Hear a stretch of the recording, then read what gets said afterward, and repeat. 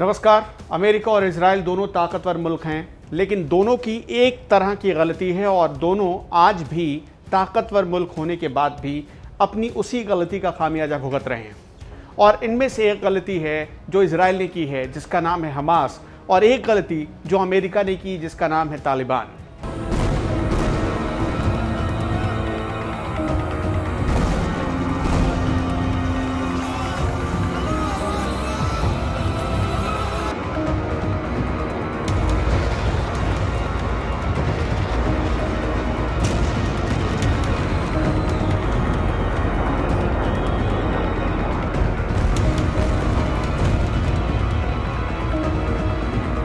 Hamas के बारे में हम आपको कुछ डिटेल में बताते हैं।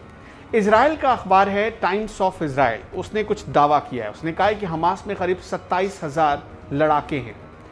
इजराइल हमास को एक आतंकी संगठन मानता है। हमास का मतलब होता है, दरअसल एक इंग्लिश का ये शॉर्ट फॉर्म है जिसे हमास लिखते हैं, लेकिन उसका पूरा मतलब मैं आपको फुल फॉर्म बताता हूँ, जिसका फुल फॉर्म है हरकतुल मुक़वामा अल इस्लामिया।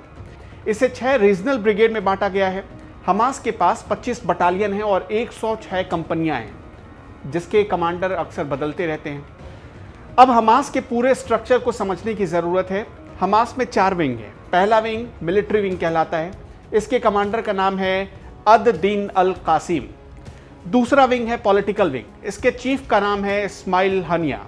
मूसा अबू मरजूक इसमें दूसरे नंबर पर है और तीसरे नंबर के नेता का नाम है खालिद मशाल। जो हमास का तीसरा विंग है उसे कहते हैं मुस्लिम ब्रदरहुड, जिसका काम है इंटरनेशनल अफेयर को देखना।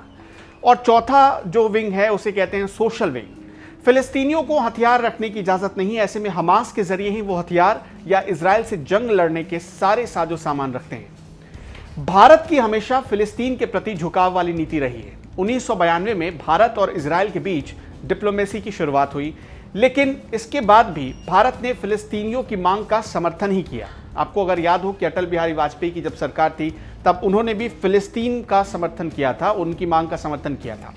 1988 में फिलिस्तीन को राज्य के तौर पर भारत ने मान्यता भी दी, लेकिन 2014 के बाद से ये पॉलिसी इजराइल की तरफ धीरे धीरे झुकती चली गई और दोनों देशों के बीच सैनिक सहयोग भी बने। आपने देखा होगा कई बार दोनों देशों के सैनिकों के बीच, यानी इजराइल और भारत के सैनिकों के बीच वॉर एक्सरसाइज भी हो चुकी है। फरवरी 2018 में जब नरेंद्र मोदी इजराइल गए तो फिलिस्तीन भी गए। वो फिलिस्तीन जाना नहीं भूले। कुछ लोग मोदी को इजराइल की तरफ झुका हुआ मान सकते हैं, लेकिन उन्हें ये दौरा याद नहीं रहता। हर बार की तरह इस बार भी भारत ने तटस्थ भूमिका निभाते हुए युद्ध को रोकने की अपील की। हमारी पूरी स्टोरी को समझने के लिए आपको सबसे पहले ये जानना होगा कि हमास कैसे बना और इसके पीछे किसकी चाल थी।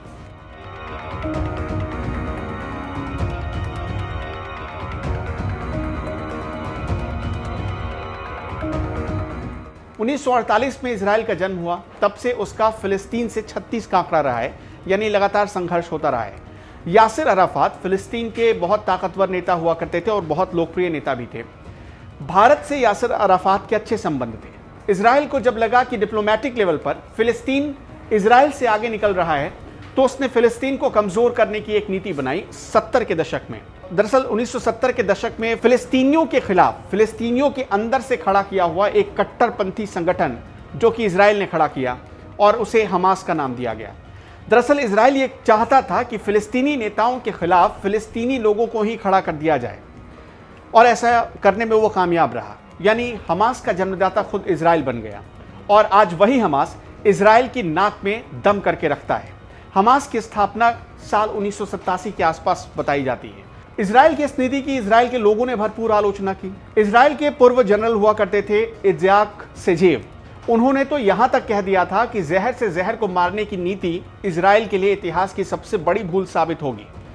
इत्ज़ाक सेजेव को सबसे पहले इजरायली सरकार ने हमास की देखरेख का जिम्मा सौंपा था और बाकायदा उसके लिए बजट भी उन्हें दिया गया था, एक बहुत भारी भरकम बजट। याजिक सेजेव 1980 के दशक में गाजा के गवर्नर रह चुके थे, इसलिए उन्हें यह जिम्मेदारी दी गई।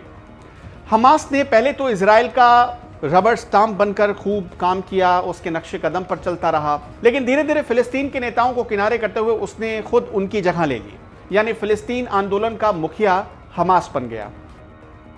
आज हमास में 90% युवा सिर्फ फिलिस्तीन के हैं।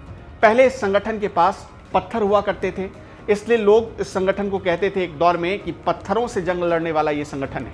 लेकिन आज हमास के पास हजारों रॉकेट हैं, रॉकेट लॉन्चर हैं, हर तरह के आधुनिक वेपन मौजूद हैं और भारी भरकम फॉरेन फंडिंग है, एक अपनी सेना है। इसलिए कहा जा रहा है कि हमास वक्त के साथ मजबूत हो रहा है। हमास मजबूत तो हुआ है, लेकिन अब भी वो इजराइल के सामने कमजोर है। अब सबसे बड़ा सवाल यह है कि हमास के पास इतना पैसा आता कहां से है, उसके पास ये हथियार कहां से आते हैं और कैसे खरीदता है। कहा जाता है कि हमास को अरब के कुछ देश चोरी छिपे मदद करते हैं। इसमें सबसे बड़ा नाम तुर्की और कतर का है। कतर में हमास का बाकायदा एक ऑफिस भी है।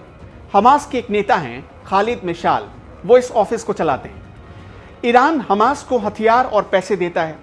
अब कुछ लोग इस पर शक भी करेंगे कि ईरान तो एक शिया मुल्क है, भला सुन्नी मुल्क को वो क्यों समर्थन करेगा। अरब वैसे भी सुन्नी मुसलमानों का वर्ल्ड माना जाता है। लेकिन दोनों अंडर द टेबल एक दूसरे की मदद करते हैं, क्योंकि दोनों का दुश्मन एक है, इजराइल और अमेरिका। इजराइल हमास को हमेशा अल-कायदा और आईएस जैसा खूंखार आतंकवादी संगठन बताता आया है।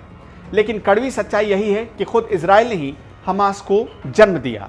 जैसे अमेरिका ने पहले अपने फायदे के लिए तालिबान को पैदा किया, उसी तरह हमास का जन्म हुआ। यही कोई 1978 की बात है। अमेरिका अफगानिस्तान पर प्रभुत्व चाहता था, यानी एक तरीके से अफगानिस्तान पर कब्जा करना चाहता था। इसलिए उसने तत्कालीन पाकिस्तानी तानाशाह जनरल जियाउल हक के साथ मिलकर एक संगठन तैयार करने की सोची, जिसमें सिर्फ और सिर्फ अफगानिस्तान के लड़ाके भरे गए। अफगानिस्तान की ही जमीन पर एक संगठन खड़ा हुआ, अफगानिस्तान के लोगों के द्वारा ही बनाया गया, जिसे नाम दिया गया तालिबान। बाद में यही तालिबान अमेरिका के लिए नासूर बन गया। कहा जाता है कि जियाउल हक ने अमेरिका के लिए अफगानिस्तान के लड़ाकों की फौज तैयार कर दी, उन्हें भारी भरकम फंडिंग दी गई अमेरिका की तरफ से, हथियार दिए गए अमेरिका की तरफ से। यह संगठन तो बहुत पहले बन गया था, लेकिन 1994 में इसे आधिकारिक नाम दिया गया और कहा गया तालिबान। 2001 में जब अमेरिका में वर्ल्ड ट्रेड सेंटर पर हमला हुआ, तब से लेकर आज तक अफगानिस्तान की जमीन पर अमेरिका तालिबान के खिलाफ एक तरीके का जंग लड़ रहा है। लेकिन यह अमेरिका दुनिया को कभी नहीं बताता कि तालिबान को दरअसल उसी ने जन्म दिया है, तालिबान को उसी ने खाद पानी दिया और आज तालिबान उसके लिए बहुत बड़ी चुनौती बन चुका है।